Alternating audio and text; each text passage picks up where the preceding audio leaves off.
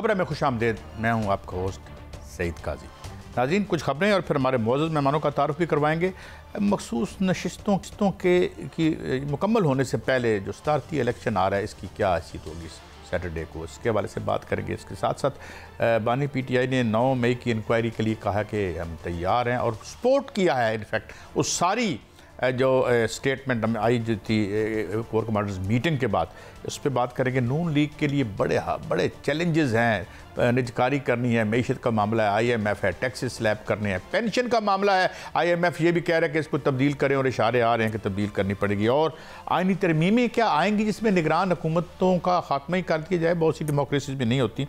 और कुछ tenure post जो हैं उसका के हवाले से भी फैसला आ सकता है, ख़ासतौर पर सुप्रीम कोर्ट के मुअज़्ज़ज़ चीफ जस्टिस साहब की, यानी उस पोस्ट के हवाले से हमें ज्वाइन किया है किसी तारुफ के मोहताज नहीं, मारूफ कानूनदान जनाब आबद ज़ुबैरी साहब ने। बहुत शुक्रिया ज़ुबैरी साहब, आपने हमें वक्त दिया बड़े मुख्तसर नोटिस पे। हजूर, मैं सीधा आता हूँ, ये इलेक्शन हो सकता है सदारती अगर ऐवान मुकम्मल ना हो? मुख्तलिफ कन्फ्लिक्टिंग ओपिनियंस इसके हवाले से आ रही हैं, मगर आपकी हवाले से आपके मुताबिक कानूनी राय क्या है जो दुरुस्त है?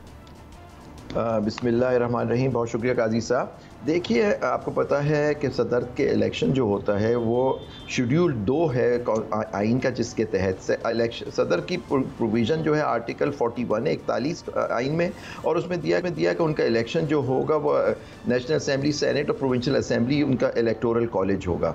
और उसके जो पूरा प्रोसीजर जो दिया हुआ है वो शेड्यूल 2 है हमारा आइन का, उसके अंदर दिया हुआ है।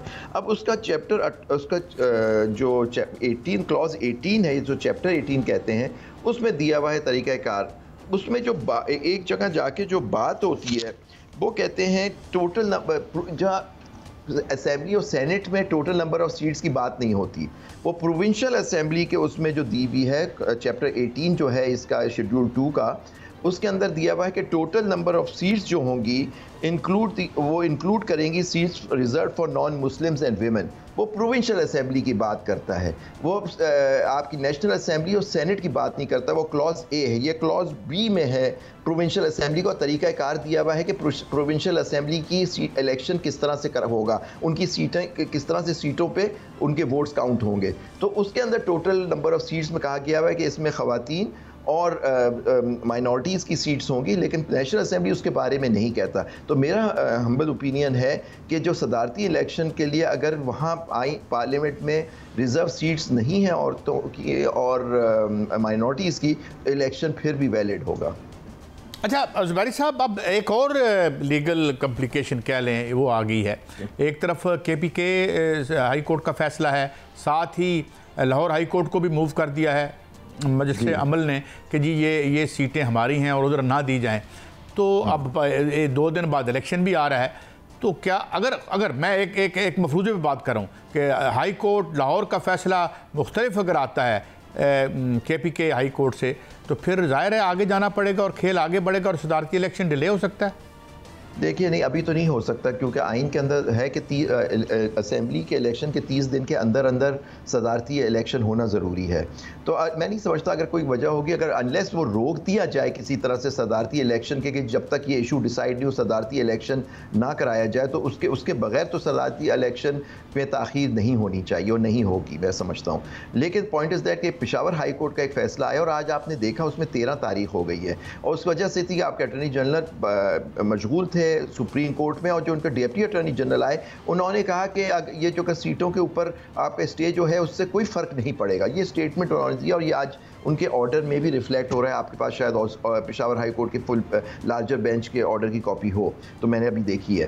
तो जब गवर्नमेंट का स्टैंड ही यही है कि उससे फ़र्क नहीं पड़ रहा, तो मैं नहीं समझता डिले होगा, अनलेस लाहौर हाई कोर्ट इजाज़त दे दे, तो फिर एक मामला अजीब सी बात हो जाएगी। लेकिन पॉइंट इज़ दैट इजाज़त क्या होगा, मैक्सिमम वो क्या होगा, लाहौर हाई कोर्ट में अगर PTI गई है या जो मस्जिद जो सुन्नी इत्तेहाद काउंसिल के हामिद रज़ा साहब गए हैं, तो फिर अगर उसमें उनको स्टे नहीं देते तो क्या होता है, तो उनको नहीं मिलेगा ना कोई, वो जो माइनॉरिटी है, कोई और पार्टी तो गई नहीं है उस ऑर्डर के खिलाफ या ऑर्डर को इम्प्लीमेंट कराने के लिए, जहां उस चीफ इलेक्शन कमिश्नर ने ना सिर्फ उनको सीटें उनको नहीं दी सुन्नी इत्तेहाद काउंसिल और पीटीआई के लोगों को, और दूसरी बात उन्होंने दूसरों में तकसीम कर दी, क्योंकि ये तो हद से ज़्यादा बात हो गई है कि ठीक है आपका इख्तियार नहीं है, आप ये इशू हो सकता है कि वो पॉलिटिकल पार्टी नहीं थी तो इंडिपेंडेंट उसमें शामिल नहीं हो सकते थे, लेकिन हर जो लॉ आर्टिकल 51 जो है वो क्लियर कहता है कि जो पॉलिटिकल पार्टी सीटें जीतेगी उसमें जो इंडिपेंडेंट शामिल होगी उसके साथ उसका शेयर बनेगा। ये तो नहीं है कि आप इंडिपेंडेंट्स जो ज्वाइन नहीं करते उनकी जो सीटें रह जाएंगी वो उनको दे दी जाए। तो ये भी एक बड़ा मसला है। और आप देखें उस ऑर्डर में जो इस पॉइंट पे एक जो इलेक्शन कमिश्नर थे उन्होंने डिफर किया था, भरवाना साहब थे शायद, तो ये इशू है सर।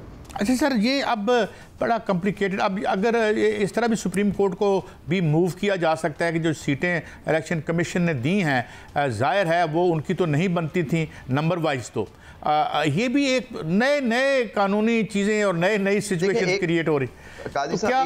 तो क्या ये जो अब, और साथ में ये भी पूछूंगा कि आईनी तरमीम की बात हो रही है चीफ जस्टिस साहब के टेन्योर के हवाले से, तो इसको आप कैसे देखते हैं? और निगरान हुकूमत का खात्मे की बात भी हो रही है।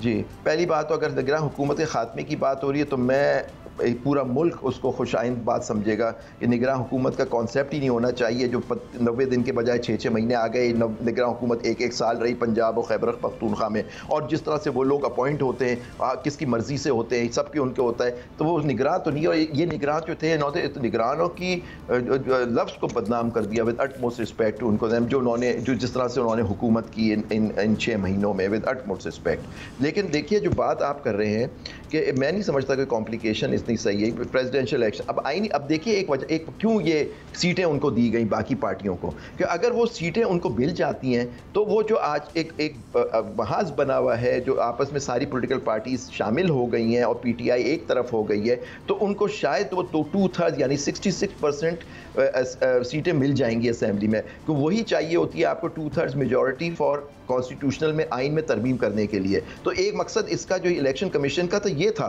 कि जी वो सीटें इनको दे दी जाए ताकि आइनी तरमीम हो जाए, और आइनी तरमीम हो जाए उसमें इनको ख़त्म कर दें, और हो सकता है जजों की मुद्दत जो है 65 साल है, सुप्रीम कोर्ट में उसको बढ़ा दिया जो आज से कभी होता। लेकिन बार एसोसिएशन वकला तंजीमों ने हमेशा इसको अपोज किया है, और पर्सन स्पेसिफिक तो कभी नहीं होना चाहिए कि जी एक जज साहब के लिए उनकी तारीख, क्योंकि हम पिछले 2 अदबार में भी देखते रहे। अच्छा, my final question to you Abid Zubairi साहब, आप चूँकि वकील भी हैं और अब बानी पीटीआई के भी, वो कह रहे हैं जी हम 9 मई की इंक्वायरी के लिए तैयार हैं, और अपेरेंटली जो भी वो आया था, एक प्रेस रिलीज़ आया था मीटिंग के बाद कोर कमांडर्स की, उसको कुल्ली तौर पर तायद भी की है उन्होंने।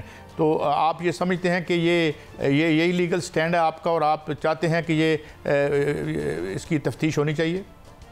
देखिए मेरा तो लीगल स्टैंड, जब मैं सुप्रीम कोर्ट बार का सदर था, आपने हमारी प्रेस रिलीज उस ज़माने में और हमारे प्रेस स्टेटमेंट्स देख लें आप उठा के, हमने तो उस वक्त कहा था कि एक जुडिशल कमीशन प्रॉपर इंक्वायरी होनी चाहिए, जो उसमें मुलव्वस लोग हैं उनको सख्त से सख्त सजाएं देनी चाहिए, जो हमला आवर हुए थे 9 मई पे इन चीज़ों पर और इस तरह से हमारी तनसीबात पे, तो और शुहदा के जो थी, बहुत ही एक बुरा वक्त था, बहुत बुरा दिन था पाकिस्तान की तारीख का 9 मई।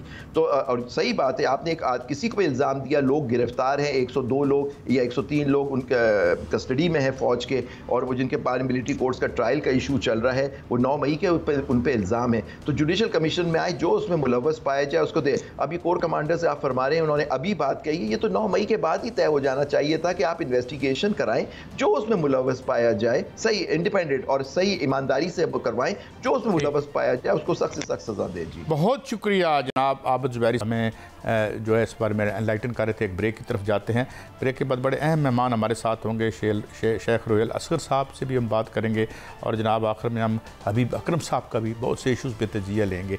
हमारे साथ रहिए, छोटा सा वक्फा है।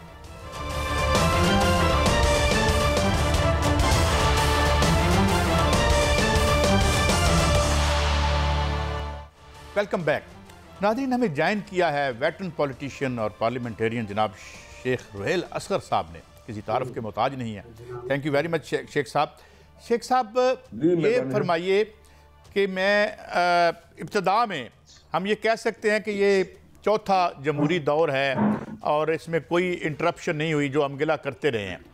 लेकिन शेख साहब हम अगर 2008 से देखें तो वही डब्बे खोलें, 4 जो है, जो अब खैर से जो है वो भी आ गया, फार्म 45 आ गया, और इस कोरस में सारे शामिल हैं, यानी आपकी पार्टी के लोग भी हैं।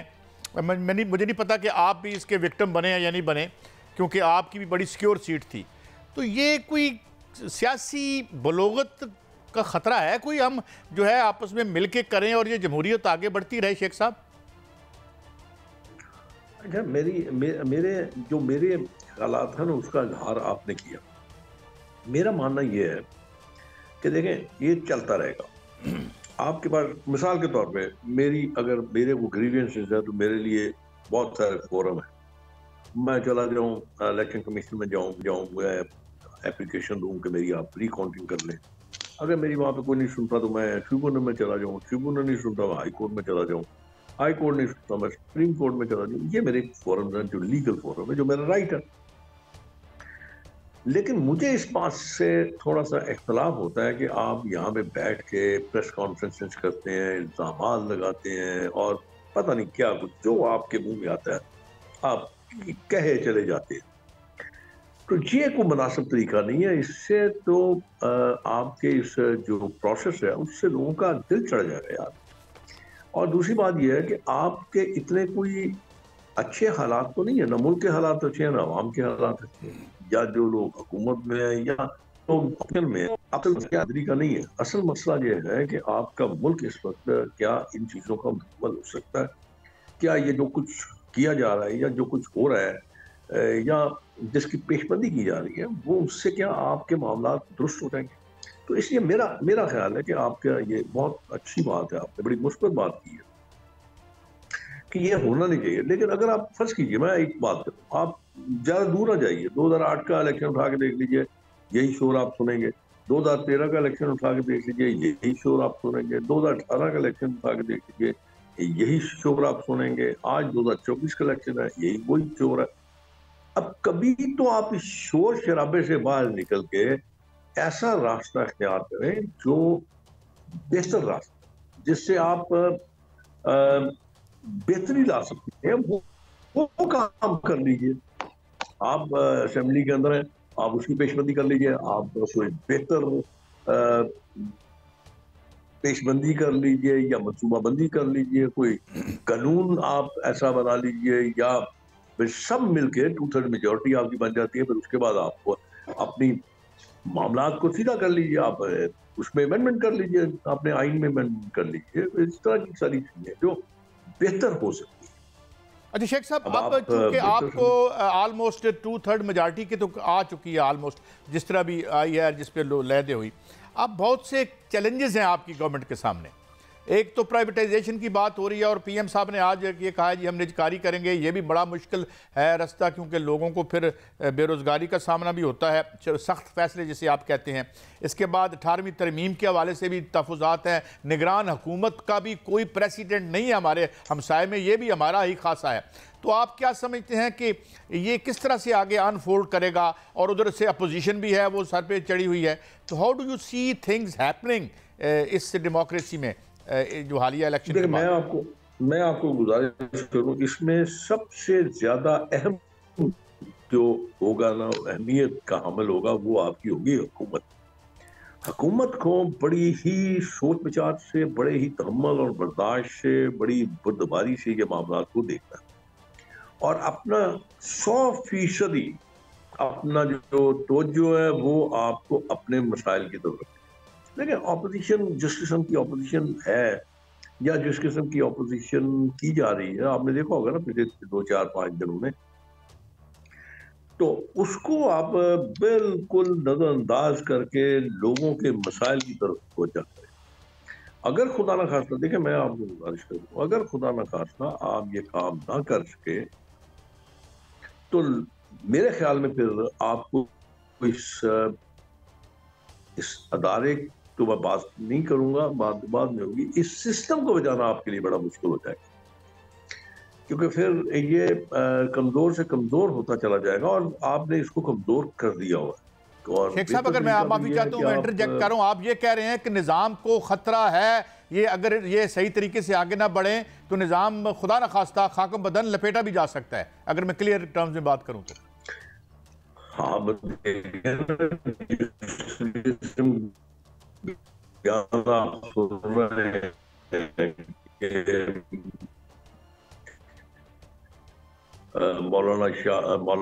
फजल रहमान रशाद में मैं ये शरीफ उर्दू में बात कर रहा हूँ कि जो मैं उनकी बातों से समझ पाया हूँ, और यही बात आपकी जो बाकी ऑपोजिशन है वो भी यही बात शायद फरमा रहे हैं। शेख साहब, आप हमेशा एक मुतदिल आवाज़ की तौर पर जाने जाते हैं, और उसमें ये जब भी एक पार्टी पावर में आती है, जिस तरह भी आप इशारा करेंगे ग्रैंड अलायंस बन जाता है, उनकी टांगें खींचनी शुरू कर देते हैं और फिर जमहूरियत कहीं और रह जाती है और कहानी किसी और के हाथ में आ जाती है। तो आपको इसका ख़तरा है इस दफ़ा भी जिस तरह से माहौल बन रहा है? जो मैं देख रहा हूँ, मैं इसीलिए तो आपसे ये बात शेयर कर रहा हूँ। और सबसे बड़ी बात एक और जो मैं चीज समझ आई है मुझे, ये है कि हमारा एक मजाज बन गया हुआ है। हम हार तो देख ही नहीं सकते, ना देख सकते ना बर्दाश्त कर सकते। वो किसी भी मैदान में देख लीजिए, आप अगर कहीं खेल के मैदान में जाते हैं तो आप सिर्फ जीतना चाहते हैं, और अगर आप के बच्चे नहीं जीतते तो आप पता नहीं क्या कुछ उनके लिए शाद फरमा देते हैं। और ऐसा ही सियासत में है कि आप अगर नहीं जीते तो बस वो फिर अल्लाह मान। तो शेख साहब, मैंने आपको देखा है कि आपकी यहाँ पे बड़ी सिक्योर सीट रही है और आपको इसके लिए कोई अजनबी नहीं है, मगर आपकी पार्टी के बहुत से लोगों ने बड़ा शिकवा किया, जावेद लतीफ़ साहब और दीगर लोग भी। आपने कोई ऐसी बात नहीं की। आप क्या समझते हैं, आप जेन्युइनली हारे हैं या जो एक बयानिया है कि आपके साथ भी मुबैना तौर पर हाथ हुआ है?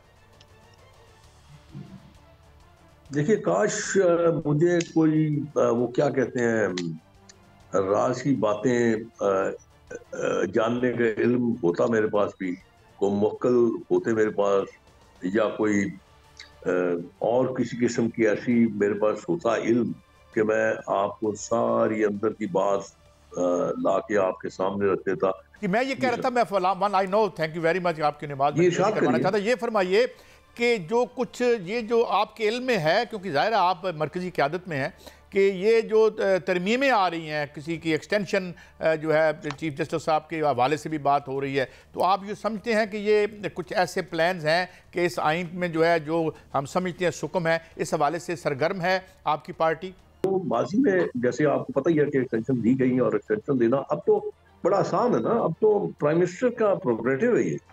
प्राइम मिनिस्टर किसी वक्त भी in just stroke of pen वो कर सकते हैं, और ये तो उनका बिल्कुल राइट है। अब ये देखना ये है कि क्योंकि देखें इसमें मुस्लिम लीग नून की अकेले तो हुकूमत नहीं है, उसके लिए मेरे ख्याल में अपने अलाइज के लिए उनको मशवरा करना पड़ेगा, अलाइज से पूछना पड़ेगा, और अलाइज उनके क्या कहते हैं, किस तरह एक्ट करते हैं, उस बारे में उनका क्या राय है, फिर उसके बाद ही कोई फैसला हो सकता है।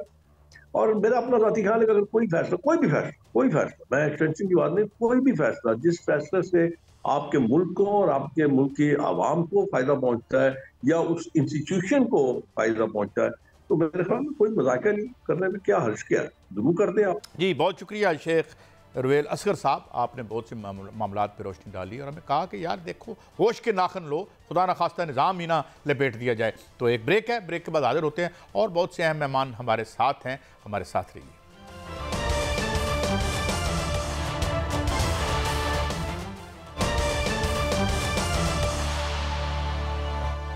Welcome back.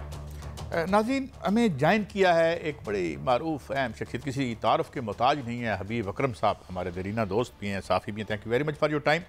हबीब अकरम साहब, ये मैं अभी सवाल कर रहा था शेख रुवेल असगर साहब से, आपसे भी वहीं से शुरू करता हूँ। ये चौथा दौर जमहूरियत शुरू हुआ, और ये जो नौ खानी और सीना कोबी है, और अब उसमें फार्म 45 आ गया है। मुझे लगता है ये साजिश हुई है कहीं इलेक्शन कमीशन के ख़िलाफ़, इसकी उन्हें तहकीकात करवानी चाहिए, और फिर उसके बाद हटाना पड़ा उसको। तो ये कोई ख़तरा है? मैं पहले भी कह रहा था, सवाल रिपीट कर रहा हूँ, क्योंकि सियासी बलोगत माशाल्लाह आ जाएगी इस चौथे दौरे अनइंटरप्टेड जमहूरियत के बाद, और ये 45 वाला किस्सा तो एक लाफिंग स्टॉक बन गया है। क्या कहेंगे आप? काई साहब, जहाँ तक सियासी बलोगत का ताल्लुक है, वो हमेशा ईमानदाराना, मुनसिफाना, शफ़ाफ़ इलेक्शन के नतीजे में वजूद में आती है। अब प्रॉब्लम ये है कि पाकिस्तान के अंदर ये जो इलेक्शन हुआ है, ये तो इलेक्शन के नाम पर होने वाला एक बहुत बड़ा मज़ाक है। हाँ, उसको आप प्री पोल देख लीजिए, पोलिंग के दिन देख लीजिए, या पोलिंग के बाद नताइज की तैयारी तक देख लीजिए। प्री पोल जो हमने देखा, यानी इलेक्शन शेड्यूल के दौरान एक पॉलिटिकल पार्टी को उसके सिंबल से महरूम कर दिया गया। पोलिंग का दिन हमारा बड़ा इत्मीनान से गुजरा, जो हमारे नो डाउट हमारी जो सिक्योरिटी एजेंसीज हैं उन्होंने बड़ा अच्छी तरह इसको मैनेज किया। लेकिन उसके बाद जैसे ही बात आरओज के ऑफिस तक पहुंची तो फिर तरह तरह की कहानी, और फिर इलेक्शन कमीशन तक पहुंची तो फिर उन कहानियों में मजीद इजाफा हो गया। तो लिहाजा सियासी बलूगत का तकाजा है कि हम अपने इलेक्शन को फ्री एंड फेयर बनाने की कोशिश करें, और ये आवाज़ें अब आप देख रहे हैं कि हर तरफ से उठ रही हैं। खा वो अवामी नेशनल पार्टी है, खा वो मौलाना फजल रहमान की जमीयत उलमा इस्लाम है, खा वो पाकिस्तान तहरीक इंसाफ है, खा वो पीपुल्स पार्टी है, सब के सब लोगों को पता है कि इस इलेक्शन के अंदर क्या हुआ। और अब यही सियासी बलूगत है जो मुझे लगता है कि अब अवाम तो इसको बड़ी अच्छी तरह समझ गए हैं, अवाम शायद उस नुक्ते तक पहुंच गए हैं कि जहां पर उनको यकीन है कि इलेक्शन फ्री एंड फेयर होगा तो फिर सियासी बलूगत आएगी। तो मुझे लगता है कि अगर हम अपने इसी इलेक्शन को खोल लें और इसके अंदर देखें कि जो जो इल्ज़ामात की नोयत है, फिर ख़ास तौर पर फॉर्म 45 और 47 की जो डिस्क्रिपेंसीज हैं जिन्हें आप बता रहे हैं और बिल्कुल दुरुस्त कह रहे हैं कि एक मजाक बन के रह गया, एक लतीफ़ा बन के रह गया है, तो मेरा ख्याल है कि इस लतीफ़े को ख़त्म किया जा सकता है। और इलेक्शन कमीशन बशर्ते कि इसमें दिल बड़ा करे और वो खुद एक तहकीक शुरू करे, और फिर उसमें ऐसी तहकीक ना हो कि जो हशप करने के लिए हो, ऐसी तफ्तीश ना हो जिसमें पता है कि खुद को बेकसूर करार देना है।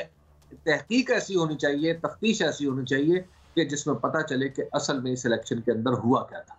अच्छा, आप क्या समझते हैं ये जो क्लेम्स कर रही है इस वक्त अपोजिशन पार्टी जो है, 80-90 सीटें तो जीती उन्होंने, वो कहते हैं जी कि वो अपने फ्लोर ऑफ द हाउस पे कहते हैं अयूब साहब के जनाब ये तो हमारी तो 245 सीटें होनी थी। ये कोई एग्जेजरेटेड फिगर नहीं लगती, या आपको क्या लगता है?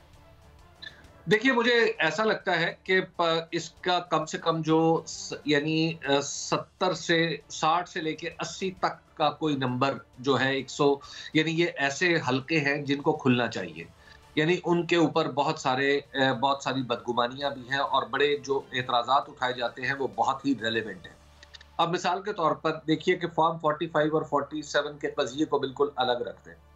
ओन चौधरी और सलमान अकरम राजा एक हल्के में इलेक्शन लड़ते हैं, और जो फॉर्म 47 की तैयारी है उसमें मैंडेटरी है कि या तो election agent, chief election agent जो किसी भी कैंडिडेट का वो मौजूद हो, और या फिर उम्मीदवार खुद मौजूद हो। बाकायदा तौर पर जो ऑन रिकॉर्ड है और इल्ज़ाम है मुतय्यन, वो ये है कि सलमान अकरम राजा को और उनकी बेगम को बाकायदा तौर पर उस कमरे से निकाल दिया गया जहां पर रिजल्ट तैयार हो रहा था। तो जब इतनी सरीह जो गैर कानूनी हरकत की जाएगी तो उसके बाद तो फिर आप कोई भी जो शख्स है वो ये कहने में हक में जानिब है कि इतना कानून तोड़ा गया है मेरे सामने और मुझे ही उसका निशाना बनाया गया है। इस तरह की एक तो है इस तरह की शिकायतें जो बिल्कुल सरीहन, यानी मैं समझता हूँ कि इलेक्शन कमीशन को पहली पेशी पे इनका नोटिस लेना चाहिए था, लेकिन अनफॉर्चुनेटली इलेक्शन कमीशन ने ऐसा नहीं किया। उसके बाद दूसरी चीजें हैं कि जिसमें फॉर्म 45 और 47 मामला है। फॉर्म 45 तैयार कुछ होते हैं, यानी उम्मीदवारों के पास कुछ है, और इलेक्शन कमीशन उनको किसी और किस्म के फॉर्म 45 चढ़ा देता है। तीसरे वो है कि फॉर्म 45 में फिर फोर्जरी हुई, यानी उनके अंदर कटिंग हुई है। मिसाल के तौर पे एक फॉर्म 45 मेरे पास है सियालकोट के एक सूबाई हल्के का, वहां पर यह हुआ है कि 372 वोट हैं, उनको काट के 102 किया गया है, लेकिन दूसरे कॉलम में भी चूंकि 372 दर्ज होते हैं वहां पे 102 नहीं लिखा गया, तो दोनों साइडों का टोटल है वो पूरा नहीं होता। फिर चौथी है कि यानी आपको एक हल्के में फॉर्म 45 ऐसे मिलते हैं फॉर प्रिजाइडिंग जो मुख्तलिफ पोलिंग स्टेशन हैं, यानी अगर जो हम जैसे देखिए हमारी कोई ट्रेंड आई नहीं है, आप और मैं ये दावा नहीं कर सकते कि हम तहरीर पहचानने में यद-ए-तूला रखते हैं या एक मलका रखते हैं, लेकिन नंगी आंख से भी देखा जाए तो आपको लगता है कि ये 4, 5, 10 जो मुख्तलिफ पोलिंग स्टेशन हैं, इनके जो तैयार करदा फॉर्म 45 है, वो लिखने वाला कलम और उस कलम को पकड़ने वाला हाथ एक ही, यानी लिखाई में इतनी मुमासलत है। बाज़ जगह अंगूठों के निशान इस तरह लगाए गए हैं कि आप उनको देख के लगता है कि जैसे, यानी आमतौर पर तो पैड पे अंगूठा रख के और फिर कागज पर चश्मा किया जाता है निशान, लेकिन वहां पे ऐसा लगा कि किसी ने स्याही की रोशनाई की दवात में अंगूठा डबो के लगाया है। अब ये कैसे हुआ है, ये सारी चीजें इस इलेक्शन के ऊपर बहुत सारे शुकूक व शुबहात पैदा कर देती हैं, और मुझे लगता है कि इसमें हमें ये सिर्फ ट्रिब्यूनल से काम नहीं चलेगा काजी साहब, हमें कुछ आगे बढ़ के कुछ करना पड़ेगा।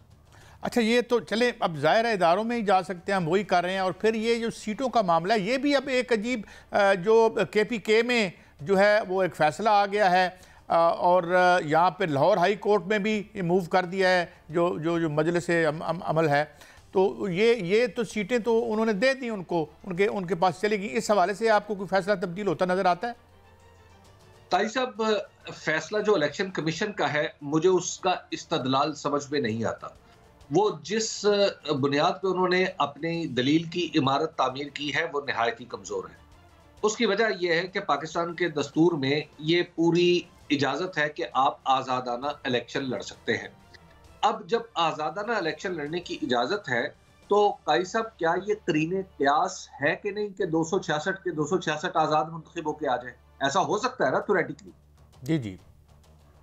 काई साहब, अगर 266 लोग आज़ाद मुंतखब होकर आ जाएं, तो क्या ये नशिस्तें जो हैं वो बाहर बैठी जो सारी हार गई हैं पार्टियां, उनको मिलेंगी?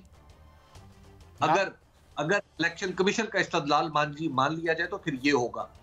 या आप जरा तसव्वुर कीजिए कि 260 सीटें आजाद हैं, 6 सीटें एक पार्टी जीत लेती है, तो क्या जितनी सारी की सारी जो मखसूस नशिस्तें हैं वो एक नशिस्त जीतने वाले को दे दी जाएंगी? मतलब कोई मेरा ख्याल है कि एक अक्ल सलीम, जिसे कॉमन सेंस कहते हैं, उसका भी तकाजा ये है कि यहाँ पर दस्तूर के अंदर अगर कोई अभाम है तो उसको डेमोक्रेटिक प्रिंसिपल्स के तौर पर, डेमोक्रेटिक प्रिंसिपल्स की रोशनी में तय किया जाएगा, जमहूरी उसूलों की रोशनी में तय किया जाएगा, पार्लिमानी जमहूरी उसूलों की रोशनी में तय किया जाएगा। इलेक्शन कमीशन ने, मुझे तो बिल्कुल पता नहीं है कि उन्होंने क्या इस्तदलाल इख्तियार किया है। सुप्रीम कोर्ट के कई फैसले हैं जिसमें कहते हैं कि जो सब्सटेंस है वो गालिब रहेगा प्रोसीजर के ऊपर। अच्छा अबीब साहब, एक और मैं ये जो 9 मई के हवाले से भी हमने देखा, और फिर एक कोर कमांडर मीटिंग में भी बड़ा रिजॉल्व हमारे सामने आया, और उस रिजॉल्व को सपोर्ट किया बानी PTI ने और कहा कि जनाब बिल्कुल इसकी होनी चाहिए तहकीक और सज़ाएँ भी मिलनी चाहिए। और इलेक्शन के हवाले से भी कहा गया कि जनाब जाएं अपने रेलेवेंट फोरम पे, और इमरान खान साहब ने भी वही बात की। तो इस हवाले से आपको क्या लगता है कि अब 9 मई में जो मुलव्विस लोग थे उनके ज़िम्मन में कोई हतमी जो है आगे बढ़ेगा सिलसिला जो कानूनी है? देखिए, यहाँ पर किसी को भी आज तक की तारीख में ये एतराज़ नहीं हुआ कि 9 मई में मुलव्विस लोगों को सज़ा देनी चाहिए। मतलब ये हमेशा से मेरा ख्याल है कि पाकिस्तान के अंदर अगर किसी एक बात पे इत्तफाक़ राय पाया जाता है तो उन लोगों पे पाया जाता है कि जिन लोगों ने आग लगाई, जिन लोगों ने कोई किसी घर का तक़द्दुस पामाल किया, तो उनको तो ज़रूर सज़ा मिलनी चाहिए। लेकिन जो सवाल है असल वो कुछ पूरी तरह मुझे ऐसा लगता है कि जिसमें शायद जो क्वेश्चन आया था ना कोर्ट में, आपको याद होगा सुप्रीम कोर्ट तक पहुंचा था कि मिलिट्री कोर्ट्स के हवाले से, कि मिलिट्री कोर्ट दस्तूर में तरमीम किए बगैर बन सकती हैं या नहीं बन सकती है, और वो उसमें भी स्पेसिफिकली 9 मई के लोगों का एक जिक्र किया था। वहां पे जाके राय में थोड़ा सा इख्तलाफ हो सकता है, मुख्तलिफ लोगों के आरा मुख्तलिफ होंगे, लेकिन इसमें तो कभी भी किसी ने नहीं कहा कि जनाब किसी शख्स ने अगर किसी की प्रॉपर्टी को, किसी की जिंदगी को, किसी की इज्जत को नुकसान पहुंचाया कि तो उसे सजा नहीं मिलनी चाहिए। तो मैं समझता हूँ कि ये तो जो इमरान खान साहब ने उन्होंने रीइटरेट किया है जो पहले भी वो कहते रहे। इकॉनमी पे हम आते हैं, प्राइवेटाइजेशन का अब इन्होंने कहा करें कर कोई नहीं, जो की प्राइवेटाइजेशन हमने उसमें ज़्यादातर जो है फैक्ट्रियां बंद हो गई। 100 के करीब जो यूनिट थे उसमें से 90% बंद हो गए, हाउसिंग सोसाइटियां बन गई। अब इंशाल्लाह हम कोई बेहतर करने जा रहे हैं। पेंशन को कह रहे हैं कि ख़त्म नहीं कर रहे, उसको नई शक्ल दे रहे हैं, लेकिन IMF का मुतालबा है। ये बड़े मुश्किल फ़ैसले हैं। 1300 अरब रुपए के टैक्सेस लगाने हैं, 3000 अरब रुपए का डेफिसिट है। तो इस हुकूमत को आप कैसे देखते हैं इन जो प्रैक्टिकल असल इश्यूज़ हैं उनसे डील करते हुए? मुझे नहीं लगता कि ये हुकूमत कुछ बहुत ज़्यादा काम कर पाएगी। उसकी वजह यह है कि पाकिस्तान के अंदर इस हुकूमत का बनने का जवाज़, जो इलेक्शन होता है, उसी के ऊपर सवालिया निशान है। तो लिहाजा एक हुकूमत जो कम न सिर्फ मखलूत हो बल्कि उसके सियासी जवाज़ के ऊपर भी सवाल उठा हुआ हो, तो ऐसे मुल्क में इन्वेस्टमेंट करना एक मुश्किल फ़ैसला होता है। और ऐसे मुल्क में रिसोर्स मोबिलाइजेशन भी एक मुश्किल अमर हो जाता है ऐसी हुकूमत के लिए। तो जब तक पाकिस्तान के अंदर एक अखलाकी और सियासी साख वाली गवर्नमेंट वजूद में नहीं आती, जिसके मुंतखब होने की या जिसके इंतखाब के ऊपर कुछ सवालिया निशान नहीं होगा, तो उस वक्त तक मैं समझता हूँ कि पाकिस्तान के मसाइल को हल करने की जो भी कोशिश होगी वो शायद ज़्यादा समरावर ना हो सके। अब अगर इस पर्टिकुलर 2 केसेस को देख लिया जाए, मिसाल के तौर पर प्राइवेटाइजेशन है। देखिए, प्राइवेटाइजेशन जो है उसका नतीजा चाहे हाउसिंग सोसाइटियाँ हों या फैक्ट्रियों का चलना हो, अहम बात यह है कि जो इस वक्त जो स्टेट ओन्ड एंटरप्राइजेस हैं वो पाकिस्तान के खजाने पर इतना बड़ा बोझ बन चुके हैं कि उन्हें अगर एक रुपए में भी देना पड़े और हमें ये यकीन हो जाए कि अगले महीने से अगले साल से हमने इन पे कोई पैसे नहीं देने, तो हम डेफिनेटली अपनी काफ़ी मुश्किलात से निकल सकते हैं। अच्छा, दूसरी बात, जी बात मुकम्मल करें आप। जी, दूसरी बात है कि जो 1300 अरब रुपए के नए टैक्सेस हैं, देखिए ये जो जब भी एक नया टैक्स लगाया जाता है पाकिस्तान के अंदर, तो पाकिस्तान के FBR के हाथ में नई छुरियां, नए औजार, हथियार दिए जाते हैं, जिससे इसकी जो लोगों को फ्लीस करना शुरू कर देती है और जो पहले से टैक्स पेयर हैं उनको ही ज्यादा रगड़ा लगता है। पाकिस्तान के अंदर 1300 अरब रुपए के नए टैक्सेस लगाने की बजाय अगर हुकूमत और हमारा FBR बाकायदा तौर पर टैक्स नेट को वसी करे, यानी वो शख्स जो टैक्स नहीं दे रहा उस तक पहुंचे और उससे टैक्स लेना शुरू करे, तो फिर डेफिनेटली पाकिस्तान के मामला हल हो सकते हैं। अच्छा, अभी अकरम साहब, आपकी मेरी बहस रहती है और बड़ा हम कभी एक चैनल में भी रहे लेकिन आमना सामना नहीं हुआ। लेकिन अब मैं थोड़ा सा एक और दिलचस्प पहलू की तरफ आता हूँ। यानी एक तरफ तो हम अप्रिशिएट करते हैं कि इंडिया की मैक्रो इकनॉमिक पोजीशन हमसे बहुत बेहतर है, डेमोक्रेसी के हवाले से भी हम देखते हैं, मगर आजकल वहाँ एक तमाशा लगा हुआ है और मुकेश अंबानी साहब का एक बेटा है, उसकी शादी हो रही है जो सुना है कि 50 करोड़ डॉलर में होगी। बहरहाल मैं और आता हूँ इस तरफ। अच्छा, अब मैं आपको थोड़ा सा टाइम लेता हूँ आपका। अब ये तकरीबन उन हारों की कीमत मैं नहीं बताता जो हार पहनाए जा रहे हैं कितने करोड़ों के हैं, मगर कुछ फिगर्स आपके साथ शेयर करता हूँ। मैंने आज ही काम किया कि इंडिया में जो पावर्टी लाइन है, खत्ते अफलास है, वो क्या है। तो रूरल इंडिया का निकला, आप भी देख लीजिएगा, 1059 रुपीज़ .42, यानी गोया जो 1060 रुपये रूरल इंडिया में कमाता है वो रियासत की नज़र में गरीब नहीं है। शहरों में 1286 रुपये ये है। अच्छा, एक मल्टी डायमेंशनल पावर्टी इंडेक्स है जो साउथ एशिया में सबसे ज़्यादा है, उसमें 70% लोग इंडिया के हैं। और एक तरफ ये एक माशी फाशी जो आप देख रहे हैं, और मैं इन बातों में नहीं जाता कि धीरू भाई अंबानी जो है उनके बारे में जो एक किताब छपी थी, उन्होंने किस तरीके से मार्केट से उठवा लिया था, या जो बिरला साहब की किताब एक फॉरेन जर्नलिस्ट ने उनकी मनी लॉन्ड्रिंग के बारे में, वो उन्होंने तीनों के तीनों एडिशन खरीद लिए थे। तो हजूर ये जो एक तमाशा लगा हुआ है, ये इसको आप देखते हैं कि एक तरफ गुर्बत की जिल्लत है और किसान जो है वो चढ़ाई कर रहे हैं इस वक्त दोबारा से दिल्ली पर। तो ये जो अनइवन डेवलपमेंट है, ये तो यही नहीं गले पड़ गई आपकी लिबरल डेमोक्रेसी की? देखिए, ये बिल्कुल एक पूरी दुनिया में एक सवाल है कि क्या लिबरल डेमोक्रेसी जिस तरीके से वहाँ पे और फिर उसमें कैपिटलिज्म ग्रो करता है और अमीर अमीर तर हो जाता है, गरीब गरीब तर हो जाता है, तो वहाँ पे एक प्रॉब्लम तो आता है। लेकिन इसका मतलब कैपिटलिज्म बहुत बुरा नहीं, लिबरलिज्म बहुत बुरा नहीं है। मसला यह है कि हमेशा दुनिया भर में मसला पैसे की तकसीम होता है, पैसे की तख्लीक नहीं। यानी रुपए, दौलत की तख्लीक जो है वो तो किसी और अंदाज में होती है और जो वेल्थ क्रिएशन है, यानी मेरा मतलब कहने का, लेकिन वेल्थ डिस्ट्रीब्यूशन पे हमेशा सवालिया निशान रहते हैं। ये तो बहुत सारे मुल्कों में डेमोक्रेसी की जो कमजोरी है, उनकी इंस्टीट्यूशनल कमजोरी जो है, वो वहां पर प्रॉब्लम बनती है इस तरह की अनइवन ग्रोथ का, कि जिस तरह आपने बताया कि खत्ते अफलास से नीचे जो लोग हैं वो बिल्कुल एब्जेक्ट पॉवर्टी में रह रहे हैं, और जो ऊपर के लोग हैं तो बहुत एक दफा मैं आपको रोक के एक फिक्र देना चाहता हूं ताकि आप अपनी बात जारी करें। पिछले चंद सालों में जितनी दौलत इंडिया में पैदा हुई उसका 40% 1% लोगों के पास गया। जो बॉटम के 50% हैं उनके पास 3% गया। तो हजूर ये फिर लिबरल डेमोक्रेसी जो है, अच्छा उसके बाद आपकी असेंबली में किसी गरीब आदमी, चाहे वो इंडिया की हो, किसी गरीब आदमी का बाहर से गुजरना मुमकिन नहीं है, कुजा के वो इलेक्ट हो जाए। और जी हजूर जारी रखिए। बिल्कुल ये बात आपकी ठीक है कि ये आपने इंडिया की एक स्पेसिफिक एग्जांपल दी है, लेकिन आप अमेरिका की एग्जांपल भी तो देखें, वहां पे भी डिफरेंसेस बहुत ज्यादा है। आप अगर इंग्लैंड में चले जाएं तो वहां पे भी डिफरेंसेस, यानी टॉप में और लोएस्ट में काफी फर्क है। लेकिन मसला ये है कि वहां का जो लोएस्ट है इंडिया के या पाकिस्तान के लोएस्ट से बहुत ऊपर है, क्योंकि वहां पे स्टेट एफिशिएंट है। चीन ने ये तजुर्बा किया है, दुनिया में ये तजुर्बात हो चुके हैं, साउथ कोरिया में ये तजुर्बात हो चुके हैं। देखिए, जहां पे भी एफिशिएंट गवर्नमेंट होगी, गुड गवर्नेंस होगी, लोगों को उस गवर्नमेंट के ऊपर भरोसा होगा, तो अल्टीमेटली क्या होगा कि जो सबसे जो पुअरेस्ट ऑफ द पुअर है वो हमेशा थोड़ा सा ऊपर आएगा, और नो डाउट ऊपर वाला ऊपर जाएगा, लेकिन उसका कम जो मिनिमम स्टैंडर्ड ऑफ लिविंग है वो एक काबिल बर्दाश्त सतह पे रहता है।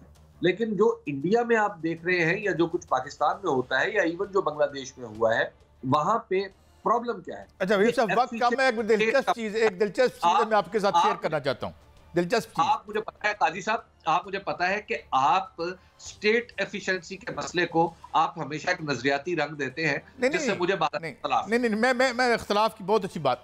जावेद नकवी साहब एक बड़े रिस्पेक्टेड जर्नलिस्ट हैं, डॉन में लिखते हैं, इंडिया में, दिल्ली में उसके, उन्होंने एक कॉमेडियन ने एक बात की है इंडिया में।